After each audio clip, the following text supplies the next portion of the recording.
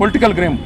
చంద్రబాబు నాయుడు గారు 4 సంవత్సరాలు ప్రయత్నించి ప్రత్యేక హోదా ఇవ్వట్లేదని ధర్మ పోరాట దీక్ష పెట్టింది. ఆ రోజు ఏది బీజేపీ గవర్నమెంట్ మోడీ ఇవ్వట్లేదని ధర్మ పోరాట దీక్ష పెడితే బీజేపీ వాళ్ళు చంద్రబాబు నాయుడు మీద కక్ష కట్టి ఎలక్షన్ కోడ్ రాగానే డీజీపీలు మార్చేసి వాళ్ళకి అనుకూలంగా ఎలక్షన్ చేసి అక్కడ టీడీపీ దెబ్బతింది. చాలా వరకు ప్రయత్నం చేశాడు.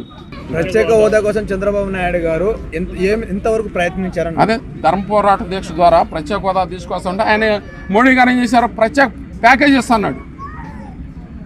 ఆ ప్రత్యేక ప్యాకేజ్ కూడా ఇవ్వాల. అందుకనే ఆయన బీజేపీ నుంచి బయటకు వచ్చాడు. ఇప్పుడు లోకేష్ గారు యువగలం పాదయాత్ర ఎంతవరకు టీడీపీకి సాయంగా నిలబడుతుంది అని అనుకుంటున్నారు? ఏమండి, లోకేష్ గారు ఆయన స్టాన్ఫోర్డ్ యూనివర్సిటీలో చదువుకున్నాడు. 2014లో రాజకీయాల్లోకి వచ్చాడు.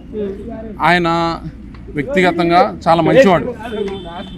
ఏదో ఒక్క మాట ఏదో చూలినందుకు ఆయన ఏదో పప్పు అని వైసీపీ వాళ్ళు 500 కోట్లు ఖర్చు పెట్టారు ట్రోల్ చేయడానికి, వాళ్ళని ఇచ్చేయటానికి.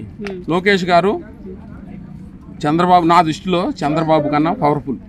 ఇప్పుడు ఆళ్ళ రామకృష్ణారెడ్డి గారు వైసీపీ పార్టీకి రాజీనామా చేసి ఇప్పుడు వేరే పార్టీకి వెళ్ళడం జరుగుతుంది. సో ఇప్పుడు నమ్మిన వాళ్ళందరూ వేరే పార్టీకి వెళ్తున్నారు వైసీపీ నుండి. ఖచ్చితంగా టీడీపీని అధికారంలోకి వస్తుంది అని అంటారా? Confirm 100%, 100కి 150% confirm. వీళ్ళంతా ఎందుకంటే ఇప్పుడు దాకా అరాచకం చేశారు. ఇప్పుడు రాజీనామా చేసి బయటపడదామని చూస్తున్నారు. ఇదే పార్టీలో ఉంటే ప్రజలు బట్టలు కూడా తీసుకొడతారు.